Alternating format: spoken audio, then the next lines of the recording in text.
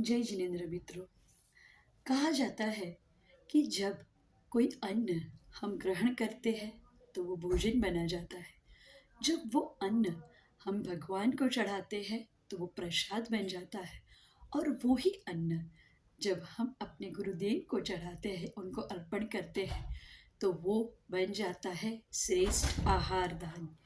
जी हाँ मित्रों, आज मैं आप सबके साथ भक्तांबर के तीसरे काव्य के बारे में बात करने वाली हूँ। मैं पूर्वी जैन कथा से पाठशाला तक, और हमारी चल रही है भक्तांबर की श्रृंखला। तो चलिए शुरू करते हैं आज का तीसरा काव्य। बुद्ध्या विनापि विबुधार्चित पाद पीठ स्तोत्युं समुद्यतमतिर्विगतत्र पोहम् बालं विहाय जलसंस्थितमिन्दुबिम्ब मन्यक इच्छति जन सहसा ग्रहीतुम्। भक्तांबर का तीसरा काव्य भक्तांबर का जो कहता है हमारी आंखों की रोशनी को बढ़ाने वाला है। भक्तांबर का वो तीसरा काव्य जो हमारे लिए सर्व सिद्धिदायक काव्य है। भक्तांबर के इस काव्य का मतलब भी बहुत गहरा है।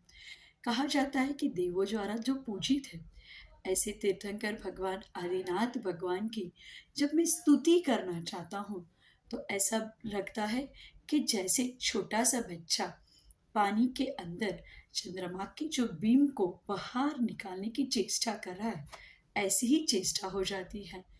पर मैं क्या करूं भगवान, आपकी भक्ति में मैं इतना ओतप्रोत हूँ कि मैं निर्लज बन के आपकी भक्ति करना चाहता हूँ, चाहे वो मेरे से कैसे भी हो, पर बस प्रभु मैं आपकी स्तुति करना चाहता हूँ। बड़ा गहरा मतलब इस भक्तांबर की स्तुति में बताया है। तो साथ में हम सुदत्त सेठ की जो कहानी सुनने वाले हैं, उसमें भी आहार दान के बारे में बड़ी अच्छी बात बताई गई है। बहुत साल पहले की बात है, जब वहाँ पे काल चल रहा था, जब लोग अपने धर्म के चमत्कार बताने के पीछे लगे हुए थे। हमारे महाराज जी भी जानते थे कि हमें जैन धर्म से चमत्कार तो नहीं दिखाना है, पर हाँ, जैन धर्म का क्या महत्व है वो लोगों को ज़रूर बताना है। सुदत्त सेठ और सेठानी दोनों अपने घर के बाहर खड़े थे, राह देख रहे थे किसी मुनिवर की। हे स्वामी जी, नमोस्तु नमोस्तु नमोस्तु, अत्र तिष्ठ तिष्ठ, आहार जल शुद्ध है। ऐसे वचन बोलते हुए वो अपने घर के आंगन में खड़े थे। उनके परम सौभाग्य थे कि मुनि महाराज भी वहां से निकल रहे थे और उनके कानों में ये स्वर सुनाई दिए। महाराज जी तुरंत ही उनके घर के आंगन में आ गए। दोनों ने बड़ी श्रद्धा भक्ति से बड़गाहन किया और मुनि महाराज को आहार देके अपने द्रव्य का श्रेष्ठ उपयोग किया। जी हाँ, उनके द्रव्य का श्रेष्ठ उपयोग हुआ जब उन्होंने मुनि महाराज जी को आहार दिया। आहार के पश्चात दोनों ने महाराज जी को हाथ जोड़ के पूछा, हे महाराज जी, हमें कोई ज्ञान दीजिए। मुनि महाराज जी ने बहुत प्यार से दोनों की ओर देखा और भक्तांबर के तीसरे और चौथे काव्य का मर्म उन्हें समझाया, और उन दोनों को तीसरे और चौथे काव्य के सारे रिद्धि मंत्र, जो भी मंत्र थे, जाप थे, वो याद करवा दिए। दोनों बड़े प्रसन्न हो गए। महाराज जी आहार लेके वन में चले गए और सुदत्त सेठ जो व्यापारी था वो भी व्यापार करने के लिए जहाज मार्ग से निकल गया। वो जब जहाज में जा रहा था, लोग बड़े खुश थे, सोच रहे थे कि भाई हम कितने नसीबदार हैं कि हम इस जो पानी है उसको चीर के आगे बढ़ रहे हैं। पर किसको पता था कल क्या होने वाला है। थोड़ी ही देर में अचानक से जहाज के आजू बाजू आंधी तूफान हो गया और वो जहाज जो सीधा चल रहा था वो डुलने लगा। लोगों को ऐसा लगने लगा कि शायद आज हम बच नहीं पाएंगे। बड़े दुखी हो गए लोग, क्या होगा, क्या करेंगे। रोने लगे, चीखने लगे, चिल्लाने लगे।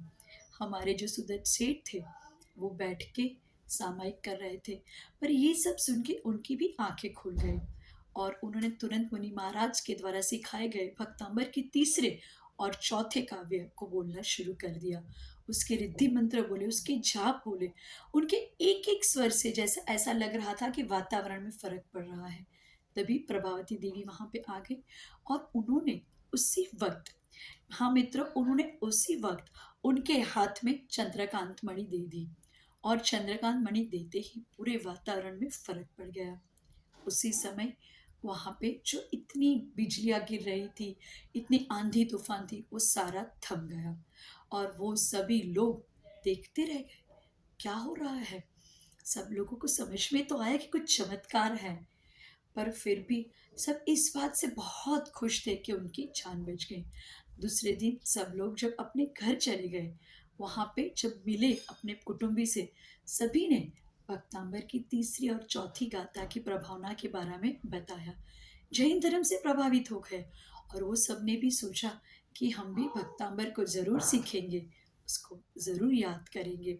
जी हाँ मित्रों, जब हम मुनि महाराज को आहार दान देते हैं ना, उनके रत्नत्रय की पूर्ति के लिए हम सहायक करते हैं, तो मुनि महाराज भी तो हमें रत्न देते हैं। पैसे के रत्न की बात नहीं करती हूँ, मुनि महाराज हमें प्रवचन के रत्न देते हैं, ऐसे रत्न देते हैं जो हमारी ज़िंदगी में सहायक रूप होते हैं। जब आदिनाथ भगवान को श्रेयांस जी ने सबसे पहली बार आहार दिया था, उस वक़्त भी तो इंद्रों ने कितने खुशी होके पंचाश्चर्य किए थे, 12.5 करोड़ रत्नों की वर्षा की थी। कितना महत्व है इस आहार दान का हमारे जीवन में। सो मित्रों, मैं आपको भी बोल रही हूँ, आप भी अपने जीवन में आहार दान ज़रूर कीजिएगा और साथ में भक्तांबर को भी याद ज़रूर कीजिएगा। हमारी ये कहानी आपको कैसी लगी हमें ज़रूर बताइएगा। हमारी चैनल को सब्सक्राइब और लाइक ज़रूर कीजिएगा। जय जिनेंद्र। जय जय